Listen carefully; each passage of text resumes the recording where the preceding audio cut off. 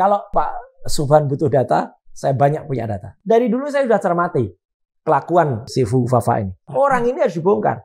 Ada data juga dari beberapa orang yang mengaku dia bersekolah di SMA Santo Yosef. Jogja, Solo. Ya, 2 tahun. Okay. Kemudian kelas 2 pindah. Dipindah karena kalau diteruskan nggak lulus. Pindah ke SMK Kristen. Solo. Di Solo juga. 2 tahun lagi. Jadi SMA di Solo itu udah 4 tahun. Nah ini nggak match nih data ini. Lucunya, ini paling lucu Mas. Paling Sri Mulat ini ya. Tetap. Kementerian Pendidikan dan Kebudayaan, Dirjen Pendidikan Dasar dan Menengah. Itu mengeluarkan surat penyetaraan. Gitu ya. Surat keterangan nomor 9149 garis miring D tahun 2019. Oke. 2019 suratnya. Yang menyatakan Gibran telah menyelesaikan pendidikan grade 12 di UTS Insert Sydney Australia tahun 2006. Loh. Jadi kenapa surat tahun 2019 dikeluarkan untuk mengesahkan yang tahun 2006? Gibran nggak salah. Dia mungkin pesannya ijazahnya asli, tapi dapatnya ijazahnya yang palsu. Ada sekarang yang namanya Sekber, Sekretariat Bersama, ya, untuk kemudian memadukan semua civil society, kekuatan-kekuatan sosial itu, dan kami juga menyatu ini sekarang. Tuntutannya jelas 2 plus 1. Gitu. Yang pertama adalah adili Jokowi. Sudah betul itu. Jadi kembali ke realnya. Ya, betul. Yang kedua, ya, makzulkan Fu Fafa atau makzulkan Gibran. Plus yang ketiga, copot Kapolri. Yang dicari itu ijazahnya Jokowi. Tapi yang ketemu ijazahnya Sahroni. Tapi setidaknya kalau itu ijazah asli.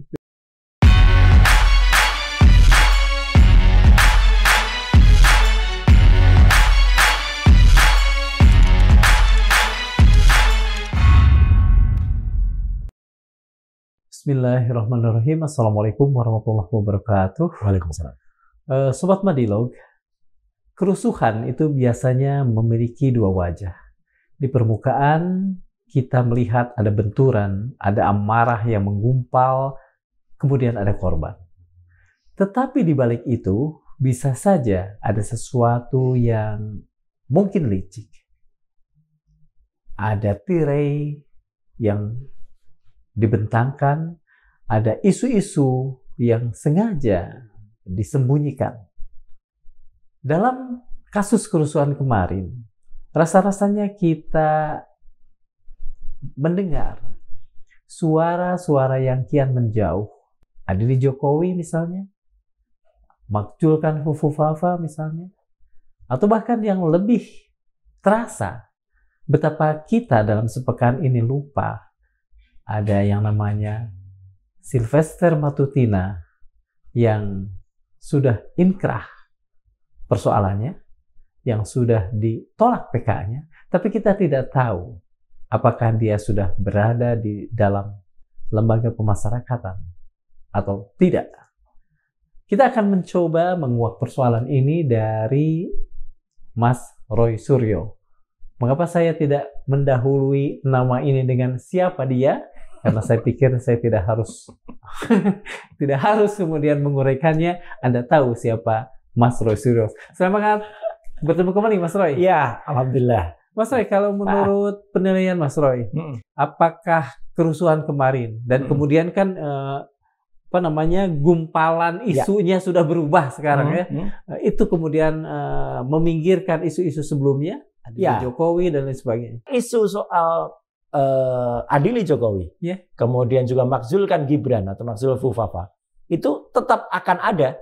Gitu. Contohnya kenapa? Ya, jadi ketika kita ngobrol nih, kemarin ada seorang namanya Pak Subhan, ya, Pak Subhan Palar. Subhan Palar itu kemudian sebenarnya dia mendaftarkannya sudah semenjak tanggal 29 Agustus, ya.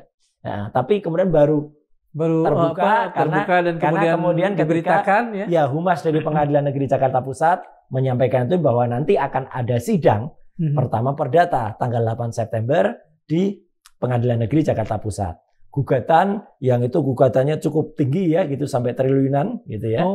Ya. Tapi baiknya Pak Subhan itu uang gugatan itu konon nanti akan dikembalikan itu memang untuk rakyat. Ini menggugat ijazah dari Gibran Raka Buming Raka Wapres ya yang itu tidak layak. Oke, kita nanti akan bicarakan itu di akhir. Kita kembali dulu ke soal tergesernya. Ya. Jadi itu ya. Jadi soal makzulkan Gibran itu nanti akan terkait dengan ijazah, itu saya yakin pasti itu tidak akan tergeser. Yang kedua adalah soal adili Jokowi. Itu juga saya yakin tidak akan tergeser. Kenapa, Mas? Karena di tengah-tengah ini saya juga diajak juga. Ada sekarang yang namanya Sekber, Sekretariat Bersama, ya, untuk kemudian memadukan semua civil society, kekuatan-kekuatan sosial itu, dan kami juga menyatu ini sekarang. Kalau tadinya ada Forum Purnawirawan TNI, ya, yang kemudian memberikan surat kepada Forum Prajurit TNI, yang ada 4 klausul itu, ya, diajukan ke DPR. Kemarin juga mengajukan surat lagi. Itu pun menjadi satu dengan teman-teman Sekber.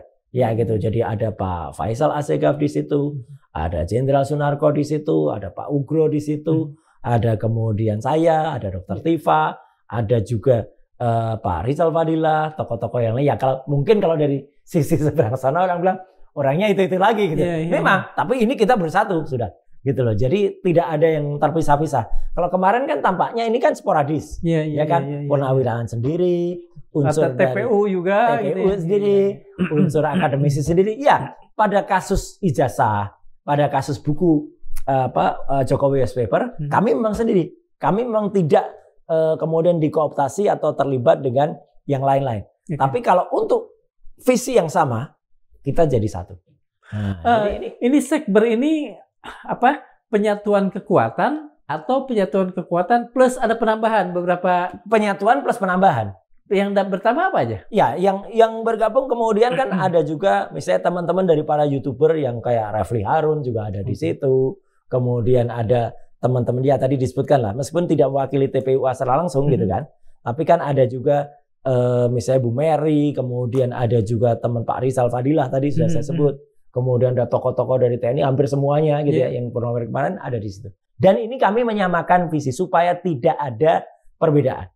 Dan yang paling penting ini Mas, untuk diketahui juga melalui Madilog, tuntutannya jelas 2 + 1 gitu. Yang pertama adalah adili Jokowi. Sudah betul itu. Jadi kembali ke realnya. Ya, betul. Yang kedua, ya makzulkan Fufafa atau makzulkan Gibran. Plus yang ketiga, copot Kapolri. Soal pelaporan Mas Gibran. Ya. Jadi Pak Subhan. Pak Subhan. Ya. Jadi saya juga kenal siapa beliau, ya. Tapi saya mendukung penuh beliau.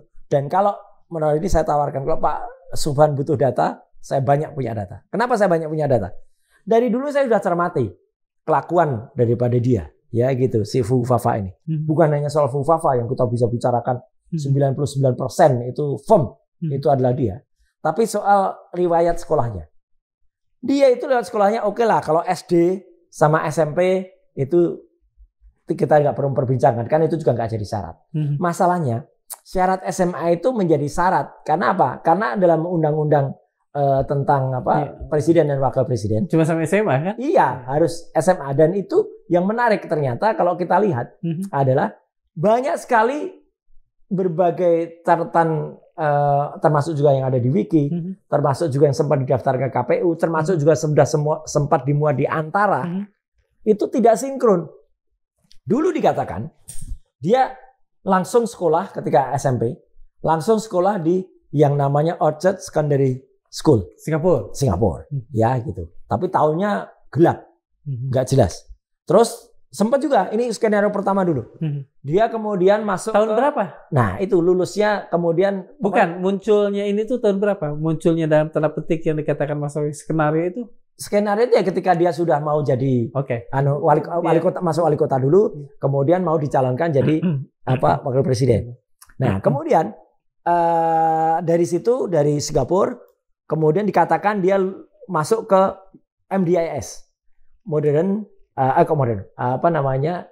masuk yang ke manajemen Australia itu ya? Ya, bukan, ini yang di Singapura. Oh, yang Singapura. Management Development Institute of Singapore. Ya, gitu. Nah, kemudian dari situ, ini skenario pertama yang saya baca dan itu ada di situs Antara, ada juga di daftar KAP dan ada di Pemkot juga. Dia konon ngambil S2 di UTS, University Technology of Sydney. Dia dikatakan lulusnya 2010. Jadi masuk 2007, 2010. Nah, itu sempat berjalan. Sehingga dia sempat katanya waktu itu gelarnya yang di Singapura tuh Bachelor BUS, Bachelor Business, ya bebas. Sekarang berubah jadi BSc, terus sekarang terakhir nggak berani lagi nyantum. Nah, kemudian mulai dari pelan-pelan, mulai banyak orang bongkar. Loh, di UTS itu dia nggak lulus. Di UTS itu dia tidak pernah S2. Karena di UTS itu, dari University Technology Sydney itu, dia hanya masuk program namanya INSERS.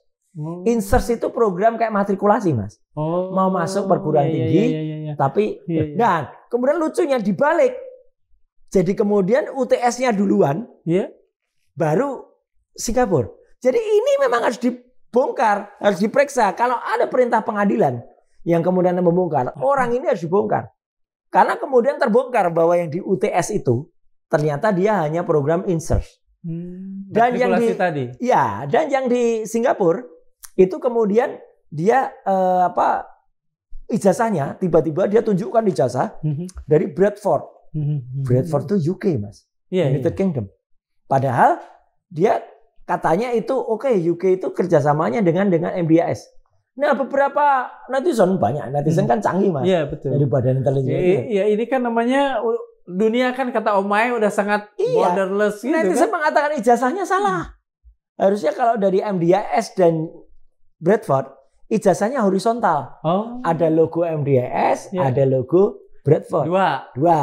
Karena ini program yang memang dia nggak pernah kuliah di London.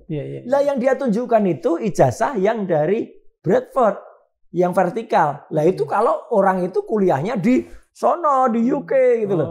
Jadi kalau menurut orang-orang, ya mungkin Gibran nggak salah. Dia mungkin pesannya ijazahnya asli, tapi dapatnya ijazahnya yang palsu lagi. Nah, dari situ orang bicara, wah ini ngaco nih. Nah, terus dikejar SMA-nya. Termasuk akhirnya dituntut oleh Pak Subhan ini. Dan banyak data, ternyata Gibran itu SMA-nya pun masih ada yang bilang, enggak, dia enggak di luar SMA-nya di Indonesia. Karena ada data juga dari beberapa orang yang mengaku dia bersekolah di SMA Santo Yosef. Jogja, Solo. Ya, 2 tahun. Kemudian kelas 2 pindah. Dipindah karena kalau diteruskan nggak lulus. Pindah ke SMK Kristen. Solo. Di Solo juga. 2 tahun lagi. Jadi SMA di Solo itu udah 4 tahun. Nah ini nggak match nih data ini. Kalau 4 tahun kemudian dengan dia masih sekolah lagi di Orchard Secondary School, ini jadi nggak lucu. Lucunya, ini paling lucu, Mas, paling Sri Mulat ini ya. Tetap Kementerian Pendidikan dan Kebudayaan, Dirjen Pendidikan Dasar dan Menengah itu mengeluarkan surat penyetaraan. Gitu ya. Surat keterangan nomor 9149 garis miring D tahun 2019. 2019 suratnya. Yang menyatakan Gibran telah menyelesaikan pendidikan grade 12 di UTS INSERS Sydney Australia tahun 2006. Loh. Jadi kenapa surat tahun 2019 dikeluarkan untuk mengesahkan yang tahun 2006? Dan yang lucunya itu di insert itu setara tamat SMK, sekolah menengah kejuruan. Ini kan lucu banget gitu. Kenapa sebuah perguruan tinggi kemudian disahkan setara dengan SMK? Kalau kemudian surat dari Dikti ini kemudian mengesahkan yang Orchard Secondary School, itu oke. Makanya Pak Subhan ini itu kan mengejar mana ijazah SMA-nya. Kalau dia tidak punya ijazah SMA, ya maka gugur dia otomatis. Pak Subhan ini sebagai seorang lawyer. Ya, artinya dia di sini dalam hak dia sebagai warga negara. Warga negara sah-sah saja. Kalau nanti mau dikatakan dia nggak punya legal standing, kalau menurut saya punya. Ini kan Gibran ini kan pejabat publik. Kan? Iya betul. Nah, meskipun di Pak Subhan itu yang dikoreksi adalah karena ada aturan KPU dan juga undang-undang tentang capres dan cawapres itu yang menunjukkan syarat minimal seorang capres dan cawapres itu minimal SMA SMK, madrasah aliyah atau madrasah aliyah atau sederajat. Tapi yang dikritik oleh Pak Subhan tidak ditulis kalau luar negeri. Jadi kalaupun yang mau diakui itu yang Orchard Secondary School ini itu harus dicek. Dan Mas, Orchard Secondary School ini itu awalnya dari SMP. Sekolah itu. Jadi kan sistem di Singapura itu kan beda dengan di sini. Dia ada yang namanya elementary school. Ada pre-elementary school, ada elementary. Nah, setelah itu dia secondary school. Nah, ketika secondary school itu dia 6 tahun. Apakah bisa seseorang tiba-tiba masuk kemudian menjadi secondary school itu, kemudian dia SMA-nya. Mana ijazahnya? Gitu loh. Kalau ijazahnya itu nggak ada dari Singapura itu, kenapa juga? Ini yang aneh, Bang. Kenapa tiba-tiba Dikti itu mengesahkan yang UTS, yang insert? Harusnya kan yang disahkan yang secondary school ini. Sebentar, kalau apa namanya, kalau proses ini sendiri, apakah itu normal atau sering dilakukan bukan Dikti ya, Dikdasmen tadi ya? Ya. Apakah sering Dirjen Pendidikan Dasar dan Menengah. Ya, Dikdasmen. Apakah itu sering apakah Dikdasmen memang punya kewenangan seperti itu atau sering melakukan itu atau ini bisa? Kalau saya karena kan kadang-kadang ada seseorang yang menempuh pendidikan di luar negeri kemudian ingin disetarakan. Dikdasmen karena dia pendidikan dasar dan menengah. Jadi sampai dengan SMA. Ya, jadi ketika misalnya kita sekolah SMA-nya tuh misalnya di London atau SMA-nya misalnya di Amerika atau di mana, terus ijazahnya disetarakan. Tapi kan publik harusnya melihat kenapa Dikdasmen menyetarakan yang pendidikan tingginya, yang insert diturunkan jadi SMK. Ya, dan yang menandatangan itu saya sebutkan aja Sekretaris Ditjen yaitu Dr. Sutanto SHMA. Artinya apa? Nah, saya nggak tahu. Yang penting beliau harus tanggung jawab gitu loh. Karena itu suratnya ada dan saya pegang surat itu. Artinya apa? Orang harus kemudian cermat gitu loh. Kalaupun itu kemudian yang dikatakan, oh kalau gitu yang disetarakan harusnya yang secondary school. Ayo mana suratnya yang secondary school. Kalau ternyata dia tidak ada juga, ya berarti harus gugur. Gitu loh. Iya, kalau yang dituntut oleh Pak Subhan sendiri apa? Itu. Jadi artinya dia tidak sah, tidak layak menjadi wapres karena tidak dia menempuh pendidikan di luar negeri. Dan di luar negeri itu, di luar syarat yang ada pada PKPU atau pada undang-undang yang mengatur soal ini, soal syarat untuk menjadi capres atau kemudian capres. Jadi saya kira sah sekali ya yang ada dituntut oleh Pak Subhan ini. Karena Undang-Undang Nomor 7 tahun 2017 pasal 169 huruf R junto pasal 13 PKPU ya, peraturan KPU nomor 19 tahun 2023 huruf R juga, berpendidikan paling rendah tamat SMA, MA, MA kejuruan atau sekolah lain yang sederajat. Nggak ada kata-kata luar negeri, Mas. Gitu. Kira-kira proses pengadilan yang melibatkan Pak Subhan ini akan berakhir seperti apa? Kalau boleh kita tahu. Ya, terus terang saya memang tidak bisa berharap banyak juga, Mas. Ini terus terang. Karena sebagaimana dari kasus-kasus ijazah palsu Jokowi itu kan akhirnya kan banyak yang kemudian diberhentikan di level NO, ya kan? NO itu apa? Net on verklaard. Artinya diputus dengan pengadilan merasa tidak memiliki kewajiban. Kan banyak perdata dihentikan gitu. Jadi belum masuk pokok perkara udah diputus duluan. Nah, itu sama juga. Samakah dengan kata dipetieskan? Iya, karena dihentikan. Tapi setidaknya ini membuka wacana masyarakat. Masyarakat ngerti seberapa kualitasnya dari si Fufafa ini, si wakil presiden ini. Karena jelas betul dan pemilihan universitasnya ya, kalau kemudian itu dikatakan, ya tapi kan dia pernah diterima di MDAS.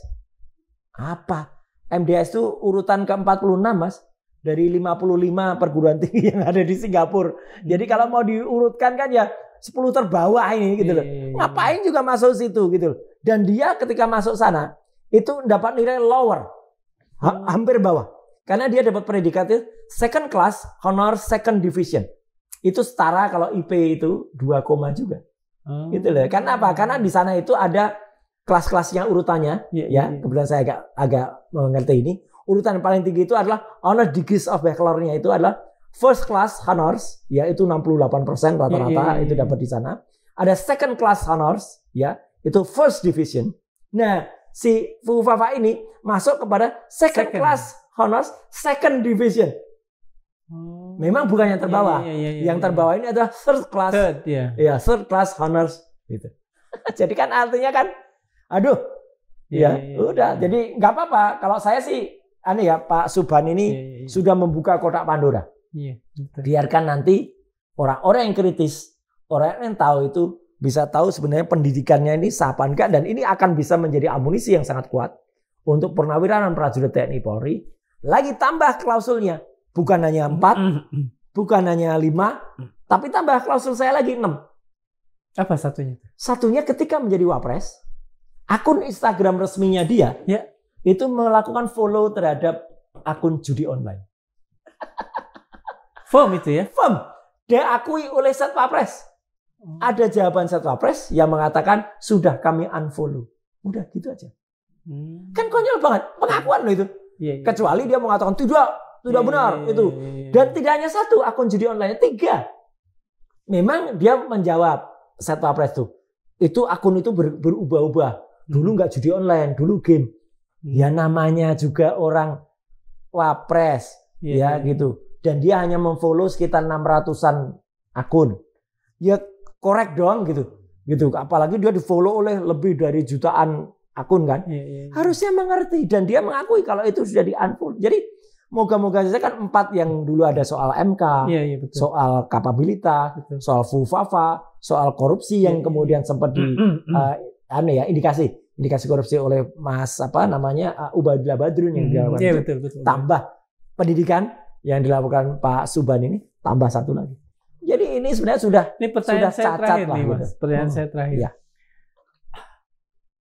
Apakah Mas percaya bahwa langkah beliau untuk menapaki karir politik itu datang genuine dari dalam atau ada dorongan-dorongan terutama dari sang ayah? Saya mungkin tidak boleh menjawab ini karena itu kan menebak isi hati orang. Ya. Tetapi ya kita lihat saja. Saya hanya bisa membaca sesuai dengan menganalisis sesuai dengan pengetahuan saya soal telematika. Kita buka saja video-video lama. Ya, video lama ketika Jokowi pertama kali jadi presiden 2014. Itu kan saya. Ya, itu kan ada video yang sangat viral tuh. Yang rambutnya masih acak-acakan itu si Gibran itu dan dia mengatakan saya kan nanti dituduh anak haram atau apa gitu ya waktu itu kan. Saya itu sibuk kerja kok gitu lah gitu. Ya itulah, itu genuinnya dia itu. Ketika tiba-tiba ada political mensrea kalau menurut saya niat buruk politik yang tidak kesampaian soal 3 periode yang tidak bisa dijalankan gara-gara Bu Mega kekeh betul menjaga itu, ya akhirnya dia jalankan politik ini. Ya kemudian dia segala cara supaya bisa naik menjadi cawapres dan kalau sekali lagi, kalau kembali pada statement saya tadi, kalau Pak Prabowo nggak hati-hati, saya khawatir betul, bahwa apa yang disampaikan oleh Bu Koni, Rahakundini itu benar adanya, bisa terjadi. Benar. Ini Pak Prabowo itu kalau tidak hati-hati, itu bisa nanti menjadi sasaran yang bergeser dari unjuk rasa, gitu ya. Karena sebenarnya kita percaya penuh. Kan kami juga percaya penuh bahwa Pak Presiden, Pak Prabowo Subianto itu harus kita dorong, harus kita jaga, supaya tidak digoyang. Apa yang Mas maksudkan dengan kalau tidak hati-hati? Kalau tidak hati-hati, nanti arahnya akan ada kekuatan yang nanti bisa kemudian malah justru ini untuk menjatuhkan Pak Prabowo. Kalau tidak hati-hati, artinya Pak Prabowo harus hati-hati. Harus hati-hati dan harus tegas. Dengan harus hati-hati itu? Harus hati-hati. Lebih real, lebih konkret. Misalnya gini, ya udah nampak kemarin pada hari Minggu yang lalu, Pak Prabowo sudah sangat betul dengan mengundang unsur-unsur pimpinan partai. Ya kan, luar biasa. Bu Mega ada di situ. Betul. Ya itu kan udah pertemuan yang jarang banget. Betul. Ibas Yudhoyono ada di situ. Sebagai wakil dari Cikeas, Mas AHY. Karena Mas AHY-nya ini kan hebat. Mas AHY-nya ditunjuk untuk mewakili Pak Prabowo untuk menjadi advance ketika ke Tiongkok.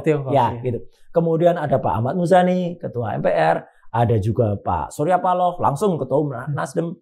Kemudian ada Pak Bahlil, Golkar. Ada Pak Muhaimin. Ada Zulkifli Hasan, PKB, semua ada. Jadi artinya PKS pun diwakili oleh Sekjen, gitu. Karena Presiden PKS lagi tidak di tempat.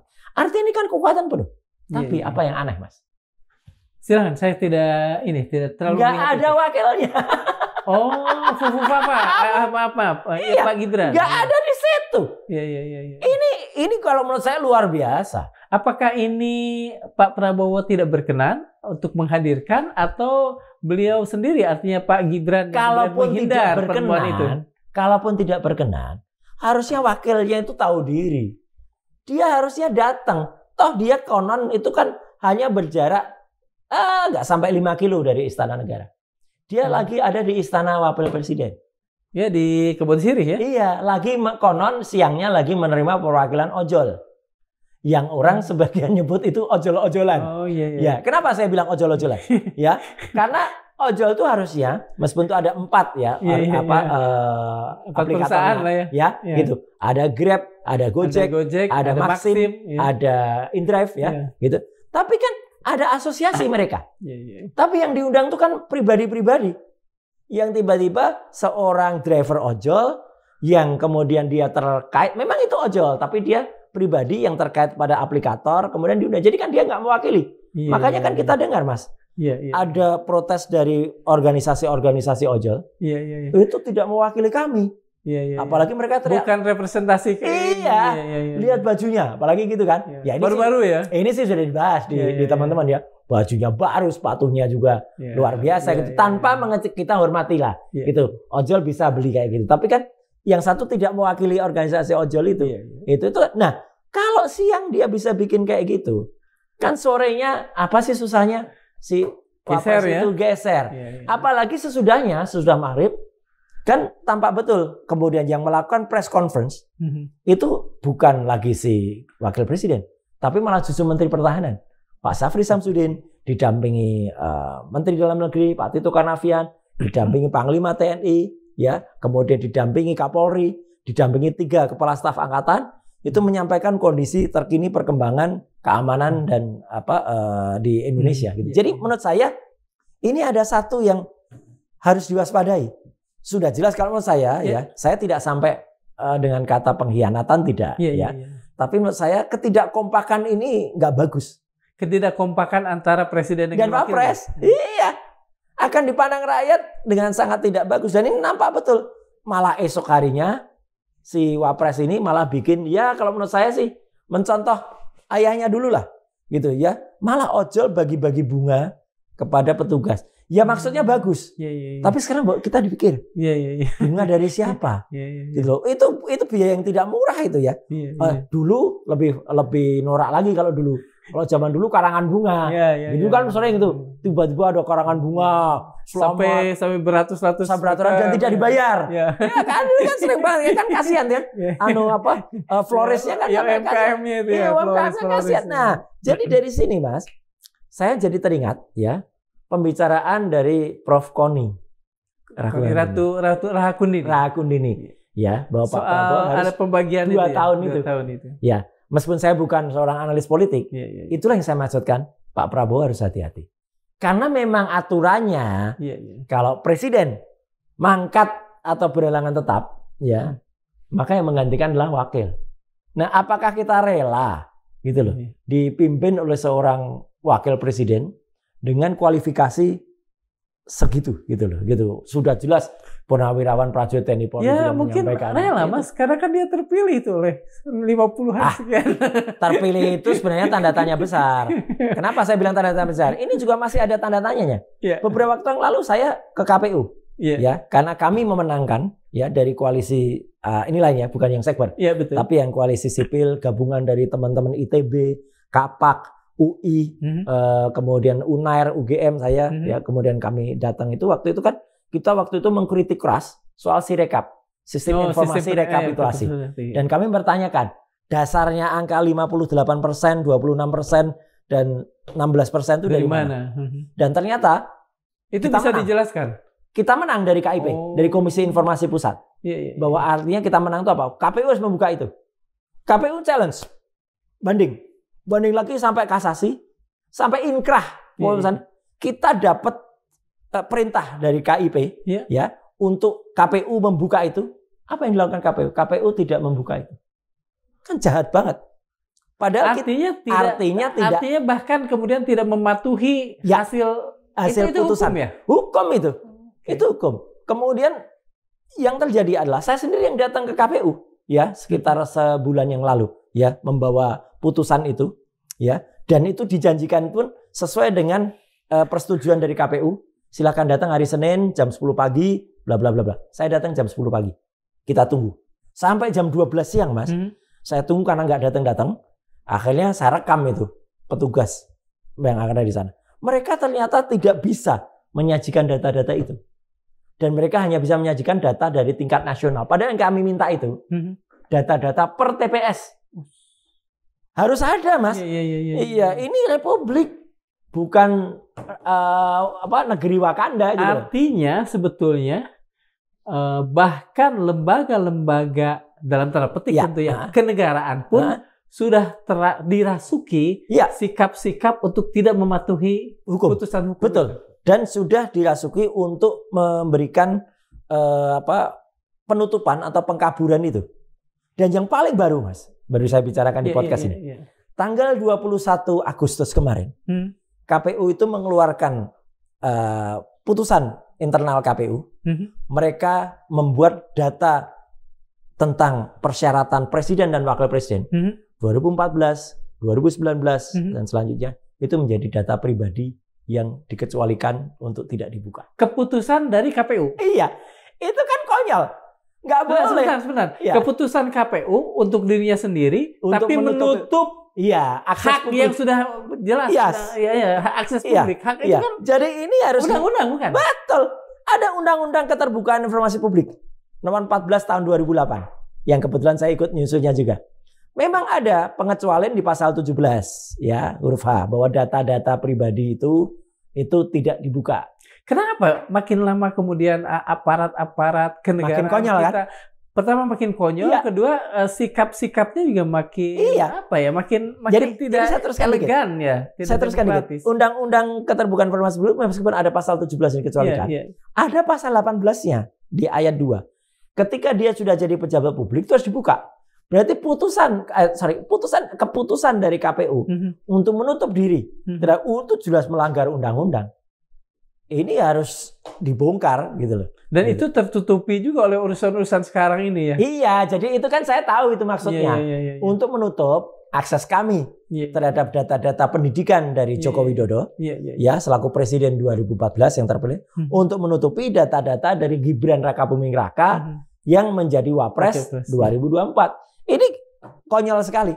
Jadi ini kalau nggak hati-hati menurut saya adalah karena ini ada di pemerintahnya Pak Prabowo, maka Pak Prabowo bisa kemudian nanti dianggap yang kemudian turut mengerti atau turut melakukan atau turut menyetujui kejadian. Sama persis seperti ketika kami bertiga plus sekarang jadi 12 ya. Saya, Dr. Resmond, Dr. Tifa ya, RRT lah, Roy Resmond Tifa plus 9 yang lain jadi 12. Itu kemudian dilaporkan dan kalau itu misalnya terjadi lagi kriminalisasi kayak yang sempat dialami oleh Gus Nur sama Bang Tri Mulyono, itu orang akan tetap menganggap itu terjadi di masa pemerintahannya Pak Prabowo. Jadi kalau inilah yang saya maksud Pak Prabowo harus hati-hati. Ya, aparatnya harus juga mengerti bahwa mereka harus benar-benar benar ya dalam bersikap. Makanya kan saya jawab juga ketika kemarin kami di BAP, kami diperiksa, itu kan saya tunjukkan contoh bagaimana kami itu harus menjawab dengan benar gitu loh. Artinya gini, kalau saksi itu hanya melihat apa yang dia lihat, apa yang dia dengar kan. Jadi ketika saya ditanya soal apa pendapat Anda tentang podcast misalnya sebelah ya podcastnya Pak Abraham Samad, podcastnya Sentana ya, atau podcastnya Diskursus, ya saya nggak jawab. Ada nggak saya di situ? Kalau saya nggak ada di situ, itu saya nggak boleh jawab. Karena dari 37 link itu hanya ada sebagian yang ada saya, itu hanya ada 5. Dan ya nih langsung nyambung lagi dengan seseorang yang tadi sudah Mas sebut. Di antara 5 itu 2 ada yang namanya Sylvester Matutina. Yang dia ikut bersaksi, bahkan dia menjadi orang yang melapor, ikut menjadi saksi pelapor. Saya bilang, ini harus dicopot. Ini harus digugurkan pertanyaan ini. Karena Sylvester tidak berhak ada di situ. Dia itu terpidana yang harusnya ada di dalam penjara, ya gitu. Ketika dia ada berarti kan dia harusnya tidak ada di situ. Iya betul. Ketika dia ada di situ salah. Dan perkembangan terakhir menarik ini Mas, karena tadi ditanyakan dia dibuka. Jaksa Agung, ya Pak Burhanuddin, itu kan Pak ST Burhanuddin itu kan kemarin sudah menyampaikan, saudara Sylvester harus dieksekusi. Sudah. Jadi clear kan? Artinya kalau sampai Kejaksaan Negeri Jakarta Selatan tidak melakukan itu, berarti kan ada sesuatu, ada pembangkangan. Dan hari ini ketika kita ngobrol, saya memang belum dapat update. Siang hari tadi, memang kelompok dari tim pembela aktivis dan akademisi itu melakukan pertanyaan sekaligus mengirimkan surat kepada Pak Kajari, ya, Kajari Jakarta Selatan, ya, untuk segera menjalankan perintah dari Pak Jaksa Agung. Iya, jadi jelas betul itu jelas-jelas bukan orang yang taat kepada hukum. Bahkan kemarin mencoba mengajukan PK. Iya betul. Ya. Yang ditolak. Iya, ya ditolak, harus ditolak lah. Dia nggak datang. Terus dia dengan surat dari dokter, ya. Tapi saya appreciate kepada Pak Ketut kalau nggak salah, hakim yang memutus itu, ya. Kenapa? Dokternya nggak jelas siapa, suratnya juga nggak jelas tulisannya apa, ya, gitu. Penyakitnya apa juga nggak jelas. Kan kalau orang sakit itu kan jelas betul, misalnya dokternya dari rumah sakit apa, nama dokternya jelas, sakitnya apa, saudara Sylvester itu, ya, sedemikian parahnya sehingga tidak bisa hadir, kecuali dia pakai apa, tapi kan itu kan juga sandiwara kayak gitu kan dulu juga pernah terjadi, masih ingat nggak? Yang pakai Fortuner kemudian ada benjol sebakpao, sekarang udah ini, udah bebas ya. Nah itu ya, artinya itu pun masih ada contohnya gitu loh. Masih ada. Kalau ini kan nggak ada. Hanya selembar surat yang nggak jelas gitu kan. Paling tidak yang Mbak Pau itu sudah berusaha lah ya. Ya, udah berusaha. Namanya juga usaha lah. Udah ngerusak sedikit Fortuner lah, ya kan? Meskipun saya waktu itu juga sempat ditanya. Kebetulan saya itu sebagai penasehat ya organisasi Fortuner juga, ID Fortuner ya. Jadi waktu itu kan sempat ditanya juga ya, kalau yang orang yang benjol kiri, kenapa yang pecah tuh kaca sebelah kanan? Itu kan lucu juga. Ya kan nggak mungkin kemudian orang duduk di belakang kemudian pecahnya kiri, kan nggak mungkin. Kalau kecuali kalau benjolnya kanan itu kena, dan kaca Fortuner tuh canggih banget, kuat banget lah mobil itu. Kenapa Fortuner? Ya memang tidak sekuat Rantis tadi ya. Tapi kalau Fortuner itu kan ya masa cuman nabrak yang di seputaran Permata Hijau. Kasihan ini ya. Udah kita akhiri aja yang soal itu. Apa, katakan saja target-target terukur yang mungkin akan dievaluasi, entah itu mingguan, entah itu bulanan dari Sekber ini? Ya, tiap minggu kami berkumpul. Saya nggak perlu sebutkan harinya ya, gitu, jam-jamnya. Nanti orang-orang pada ngumpul. Gitu. Tapi artinya kita fokus pada 3 tuntutan tadi, 2+1, 2+1. Apa tadi? Adili Jokowi, ya, makzulkan Gibran atau Fufafa, dan copot Kapolri. Itu fokus kami itu. Kenapa? Supaya tidak belok perjuangan ini. Gitu. Jangan sampai kemudian, memang betul yang dikejar adik-adik itu kan ini yang dikejar. Jadi, ini. Artinya itu sudah betul mereka mengejar karena ini sudah melenceng. Tapi kan artinya harus kemudian dikembalikan kepada fokusnya. Nah, ini kan sebenarnya trias politika, Mas. Ya, tapi kan trias politika yang kemudian sekarang terjadi. Yang hidup di Indonesia lah, yang hidup di Indonesia, yang hidup di Konoha lah, jangan di Indonesia. Kita mencintai Indonesia. Legislatif, pencuri. Jadi orang-orang yang menguasai legislatif itu ternyata pencuri. Kemudian eksekutif, yudikatif.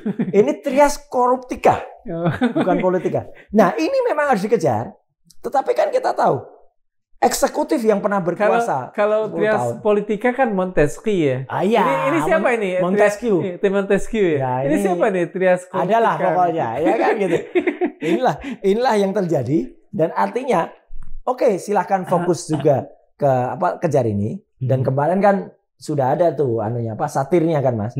Ketika teman-teman mengejar soal undang-undang perampasan aset, kadang nggak disahkan, langsung mereka merampas aset. Iya. Dan itu meskipun kita menceritakan ini dengan getir sebetulnya ya. Getir, dan itu sebenarnya jangan sampai terjadi lagi. Betul. Gitu. Dan karena apa? Karena termasuk beberapa barang pribadi yang harusnya tidak diambil kan diambil. Betul. Tapi yang menarik ada, Mas. Betul. Yang itu sekarang juga viral di mana-mana. Yang kemarin saya katakan ketika kami bedah buku. Yang dicari itu ijazahnya Jokowi. Tapi yang ketemu ijazahnya Sahroni. Dan Dan apa angka-angkanya juga angka-angkanya juga menggembirakan, ya? menyedihkan kan? Iya, betul. 68 untuk 12 mata kuliah, mata pelajaran itu kan. Tapi setidaknya kalau itu ijazah asli. Betul. Iya kan? Nah, kalau yang sedang dicari itu kan nggak jelas gitu. Jadi artinya sekretariat bersama itu mengembalikan apa tuntutan masyarakat itu untuk supaya kembali ke ranahnya. Jadi meskipun ada thief yang banyak, tapi kan tetap kalau orang menyebutnya geng Solo itu, ya itu kan harus kemudian dikejar. Apalagi saya sekali lagi sangat sepakat dengan apa yang dilakukan oleh saudara Subhan Palar itu, ya untuk melakukan gugatan. Nanti ada banyak, nanti bisa kita dorong dengan data-data lain yang luar biasa. Ini salah satu agenda kita yang harus kita perbincangkan sekarang. Betul, ya. Tapi sebelum itu saya ingin bicara juga soal kan Mas Roy kemarin dan kawan-kawan menerbitkan buku Jokowi's White Paper. Mohon maaf saya memang tidak bisa sampai menunjukkan bukunya sekarang, karena habis sold out untuk cetakan pertama. Dan insya Allah berapa pencetak pertama ini? 3.000? Iya, itu habis. Dan kemudian nanti akan ada 2.000 lagi, yang itu kami tanda tangani. Saya sudah tanda tangan di lembarnya. Dan itu nanti akan diedarkan minggu depan per tanggal 7 atau 8 Saya September. Pesan? Iya, terima kasih. Ya gitu. Jadi artinya banyak banget yang kami harus mohon maaf. Karena apa? Karena kenapa habis, Pak? Karena sebagian kemarin ada sekitar ratusan eksemplar itu dipesan oleh diaspora kita di luar negeri. Ya, dan akhirnya itu harus kita kirim kan. Karena itu supaya mereka bersiap untuk nanti pada saat United Nations General Assembly. Gitu. Jadi mereka September ya? September. Nah, ini kan bulan ini. Jadi akhirnya bulan ini. Jadi mereka mau membawa itu untuk kemudian kalau ada pertanyaan, meskipun kami juga sampaikan versi digitalnya ada kok. Mereka tetap pengen dalam bentuk yang ini. Dan itu harga kirimnya, Mas, itu sama atau bahkan lebih mahal dari untuk negara-negara tertentu, lebih mahal dari bukunya. Bukunya kan 250.000 sama 500.000. Ongkos kirimnya mungkin 500-an ya. Iya, sama. Gitu, bahkan ada yang kemarin ongkos kirimnya lebih dari 800.000. Saya pernah ngirim kain ke Bosnia itu waktu itu udah 10. Betul, ini karena 3 kilo beratnya buku ini. Untuk yang eksekutif edition ya, untuk yang Lux edition. Jadi ya saya nggak, tapi alhamdulillah Mas saya ingin ngobrolin buku ini ya. Sebetulnya apa isinya? Gini, apakah kejadian-kejadian terakhir? Enggak, buku ini kami susun dengan sangat-sangat detail, ya, sangat-sangat detail, sangat-sangat rinci dan faktual. Faktual itu apa? Dalam buku ini banyak sekali foto-foto. Yang foto-foto itu berdasarkan kejadian aslinya. Ada linknya. Dan link itu kalau misalnya dalam versi digital nanti diklik hidup. Dia hidup itu artinya dia nyambung ke apakah itu situsnya, apakah itu filmnya. Buku ini diawali, jadi buku ini 700 halaman, sekitar 7 halaman. Diawali dengan tulisan saya untuk abstraknya, sekitar 50 halaman. Itu menceritakan awal mulanya kenapa orang membicarakan soal ijazah. Jadi itu peristiwanya tahun 2013. Ketika waktu itu ada seminar di Universitas Islam Indonesia, Jogja. Dimoderatori oleh Mbak Rosiana Silalahi, ada Prof. Mahfud MD, ada Buya Syafi'i Ma'arif, ada Jokowi. Mereka lagi memperbincangkan seminarnya judulnya Memimpin dengan Hati. Iseng-iseng sebenarnya Mbak Rosi tanya, IPK bapak-bapak ini berapa sih? Gitu. Yang pantas berapa IPK untuk memimpin Indonesia? Nah, Buya Syafi'i Ma'arif nggak menjawab. Nggak usah lah saya gitu. Nah, Pak Mahfud, Prof. Mahfud menjawab, IPK beliau 3,8. Wih, ya memang IP untuk untuk master dan untuk ini kan harus mendekati 4. Jokowi menjawab IP-nya kurang dari 2. Nah, kemudian karena S1 ya. Ya, kemudian menjadi pertanyaan dari masyarakat kan. Loh, kok bisa? IP segitu kok bisa lulus sih? Karena nggak mungkin IP segitu tuh lulus, Mas. Kalau IP-nya memang segitu, dia nggak akan naik kelas dari sarjana muda ke sarjana. Sebentar, ketika menjawab itu tuh ada guyonan atau enggak gitu kan? Atau enggak? Enggak, itu serius. Itu sempat ditanyakan oleh Mbak Rosi. Ini serius loh Pak, ini serius. Dan itu di kampus, Mas. Dalam suasana ilmiah. Dan jawaban itu tidak diralat selama sampai bertahun-tahun sampai dengan sekarang. Artinya ya udah, itu jawaban yang bisa kita anggap benar.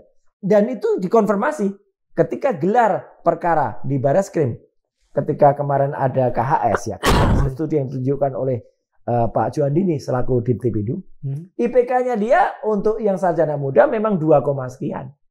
Ya itu sebenarnya benar gitu loh. Mungkin waktu itu menjawabnya lupa 2 kurang, tapi ya ada 2. Tapi artinya 2, pun tidak layak gitu loh. Jadi itu harusnya. Nah, buku itu kami awali dengan itu. Kemudian ada cerita-cerita soal Cintaku di Kampus Biru, film Kampus Biru, sama sikap UGM yang akhir-akhir ini sudah sangat berubah. Ketika kemudian seorang dosen penulis naskah Cintaku di Kampus Biru, Pak Asadi Siregar, mau merayakan ulang tahunnya di UGM. Kami ingin merayakan 80 tahun beliau tanggal 3 Juli yang lalu, ditolak. Padahal dia tuh yang mengharumkan UGM sebagai Kampus Biru. Gara-gara memang panitia agak-agak ya nakal ya. Nakal sih enggak lah, kreatif kalau kreatif. Pakai judul Kampus Biru menolak ayah. Oh, itu dua judul. Judul novelnya Bang Adi yang tahun 84 Cintaku di Kampus Biru dan Cintaku di Kampus Biru digabung. Enggak boleh. Dan waktu itu kemudian panitia konon udah bilang udah deh nggak usah pakai backdrop gitu. Nggak boleh teman. Loh, gimana sih ini? Dan itu yang kami alami juga, Mas. Ketika kami soft launching buku itu di UC, ya University Club UGM pada tanggal 18 Agustus. Mas, sebentar. Itu sementara untuk pada saat generasi saya itu tahun 90-an, yang namanya UGM tuh paling demokratis, paling gila tuh. Kita iri lah zaman-zaman itu. Saya sebagai ketua Korps mahasiswa, ketua 1 Korps mahasiswa Komaku waktu itu, ya memang di bawah senat ya. Kalau senat lebih tinggi, senat kan levelnya fakultas. Ya, saya levelnya jurusan. Ya. Itu saya ngalami bikin acara, bikin kegiatan di UGM tuh gampang banget. Iya, betul. Gitu loh. Dan artinya kampus sangat terbuka. Makanya kan Bang Adi kayak gini deh. NKKBKK tuh seolah tidak berlaku di UGM zaman itu. Betul. Apalagi zaman rektor UGM itu Pak Kusnadi Harja Sumantri. Ya, rektor zaman saya. Iya, betul. Ya. Zaman saya kuliah itu kan rektornya Pak Kusnadi. Iya. Dan saya ngalami betul ketika waktu itu saya KKN ya di Desa Mojoroto, Mojogedang di Karanganyar. Saya balik ke UGM dan waktu itu ada kegiatan juga buku KKN saya. Itu saya mampir ke rektorat, saya tanda tangankan langsung itu tanpa janjian dengan Pak Rektor ya Pak Kusnadi. Bisa. Beliau dan beliau mengenal betul karena kan kami aktivis ya. Gitu. Dia mengenal betul, KKN ya tanda tangan. Hebat banget kan? Itu sekarang barusan beberapa hari yang lalu ketika Dr. Tifa, Dr. Rismon datang ke UGM. Jangankan rektor yang terima, yang ketemu tuh 15 satpam. Dijaga nggak boleh naik. Itu kan, aduh, ini saya bisa membayangkan degradasi lah. Iya, peristiwa yang dialami oleh Pak Asadi Siregar. Nah, buku ini menuliskan itu. Kemudian menuliskan soal ijazah. Ya, bagaimana penelitian kami soal ijazah. Mulai dari ELA, Error Level Analysis, soal perbandingan antara foto yang ada, kemudian perbandingan antara skripsi, ya, skripsinya tidak ditandatangani, artinya tidak sah. Skripsi itu sudah ada lembar pengujiannya, dan terakhir konyolnya kan dijawab oleh podcast rektor dan staf-staf kemarin itu dengan sangat, menurut saya maaf ya, sangat abal-abal, sangat konyol. UGM sebagai sebuah universitas besar yang sudah berusia puluhan tahun, berdiri 19 Desember 49, kenapa menyelenggarakan podcast itu? Kalau tidak salah itu ini pertama ya? Apa? Universitas pertama ya? Enggak, bukan yang pertama. Kalah dengan ada UI ya gitu. Atau kalau dilihat dari tahun dari Belanda ya kalah sama Technische Hogeschool. Ya, ITB ya. Tapi artinya UGM tuh punya sumber daya, punya sumber dana, punya sumber data harusnya. Ketika menampilkan podcast panjang 34 menit itu ada data yang dikuak. Datanya keluar, pluk canggih. Bahkan ahlinya misalnya tampilkan, ini data ini perbandingan. Nggak ada satupun, sebiji pun nggak ada yang tampilkan. Dengan alasan itu kami melindungi Undang-Undang Keterbukaan Informasi Publik dan ini termasuk data pribadi. Aduh, sekelas UGM kok nggak paham bahwa Jokowi itu adalah presiden. Presiden itu pejabat publik.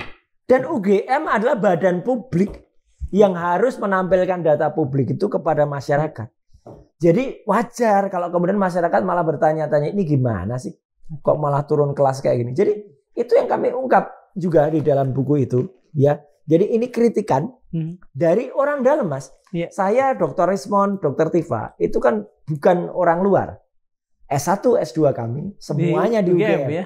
Iya, jadi artinya kan ya kita mengkritik introspeksi lah kepada UGM. Bahkan terakhir dalam buku ini juga di bab 3-nya dituliskan oleh Dr. Tifa tentang apa yang dia sebut bagaimana behavioral neuroscience ya. Jadi tentang ilmu untuk menyelidiki bagaimana wajah orang itu bisa menjadi data yang bisa dibaca. Jadi ini sebenarnya kayak pengetahuan orang bisa membaca mikro ekspresi, tapi ini ilmiah banget. Jadi ada yang kemudian bisa kita scan dari wajah si pemilik ijazah yang kita ragukan itu ketika dia menjawab misalnya. Ketika dia ditanya oleh wartawan, dia menjawab, oh ya tahun 2017, itu kan dia jelas betul dia bersama dengan orang nama Pak Kasmujo. Dia bilang kalau Pak Kasmujo itu dosen pembimbing, meskipun bukan, dia nggak bilang dosen pembimbing skripsi, tapi dia bilang berkat bimbingan Pak Kasmujo di jurusan teknologi kayu, jurusan teknologi kayunya aja salah, yang nggak ada itu. Saya bisa menyelesaikan skripsi saya. Saya lupa berapa kali bolak balik itu galak sekali. Itu kan mengindikasikan Pak Kasmujo itu kan dosen pembimbing skripsi. Dan di buku ini dibuka juga videonya Pak Kasmujo ketika ketemu dengan Pak Rismond. Pak Kasmujo menolak kalau dia bukan dosen pembimbing skripsinya Jokowi dan bukan dosen pembimbingnya Pak Akademi.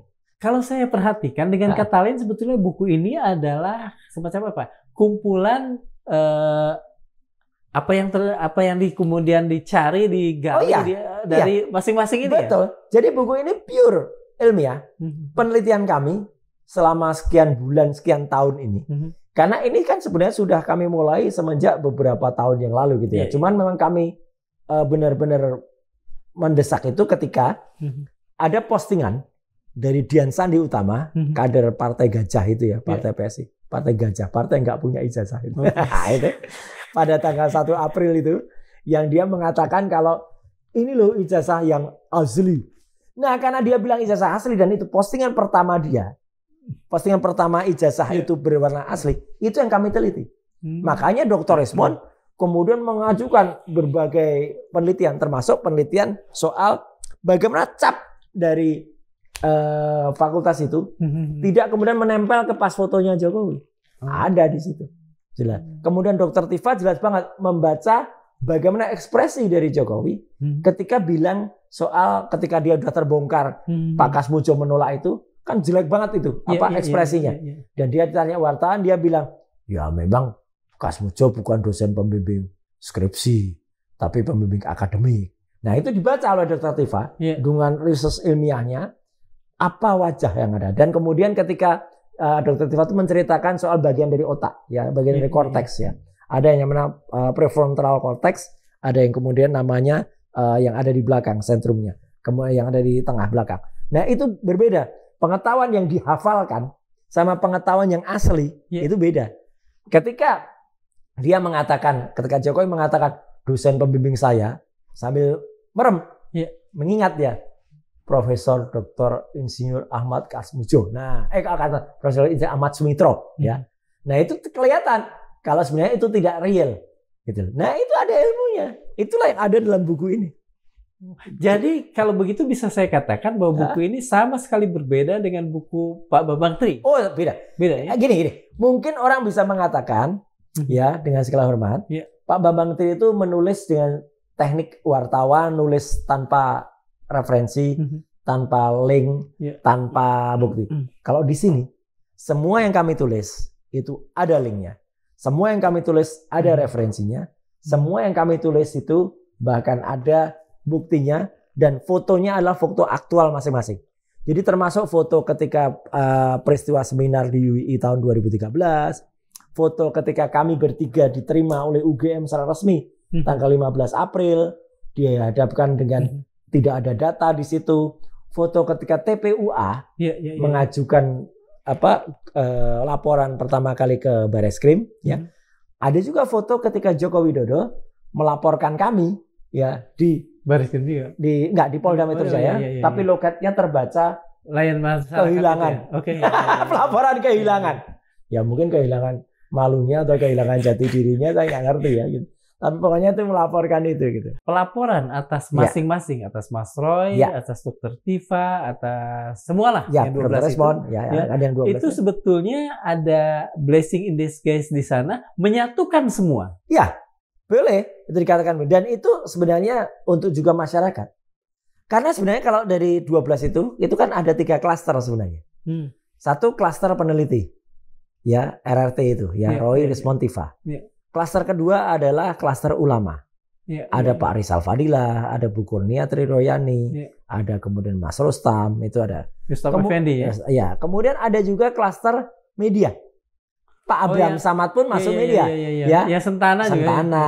Kemudian ada Mas Ian dari Langkah Update, ada juga dari Babe Haldo itu ya gitu yang itu. Jadi artinya kami itu sekarang menjadi satu keluarga besar.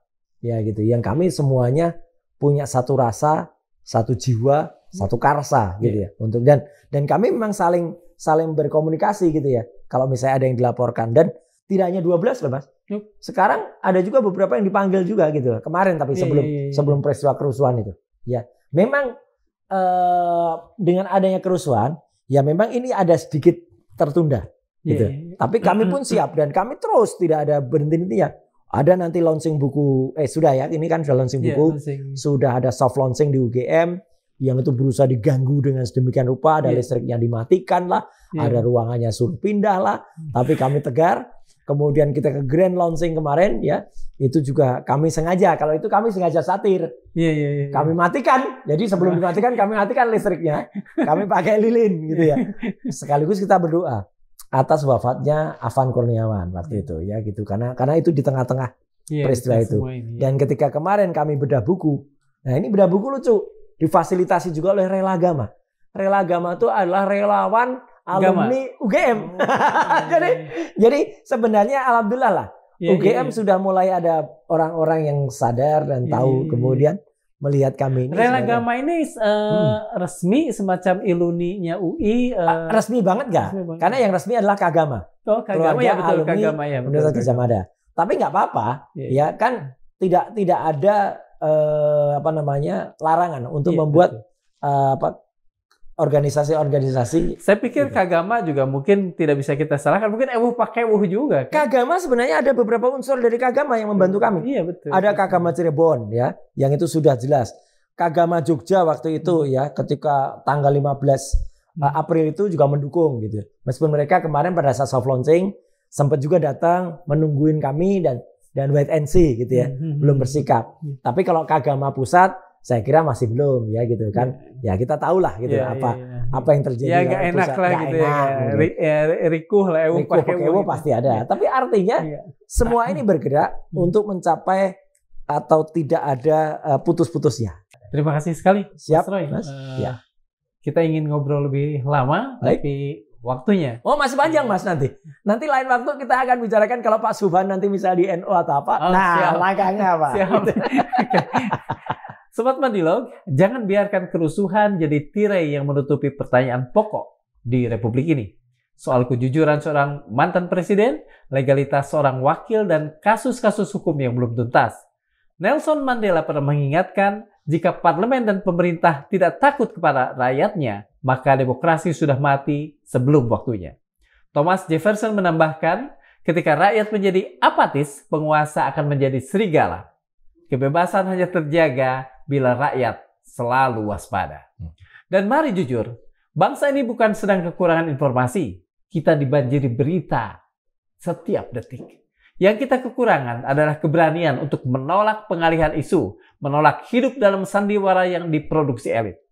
Bila kita diam, maka kita bukan hanya korban kerusuhan, tapi juga pelayan setia dari kebohongan itu sendiri. Terima kasih. Wassalamualaikum warahmatullahi wabarakatuh. Waalaikumsalam. Terima kasih Mas Roy. Terima kasih.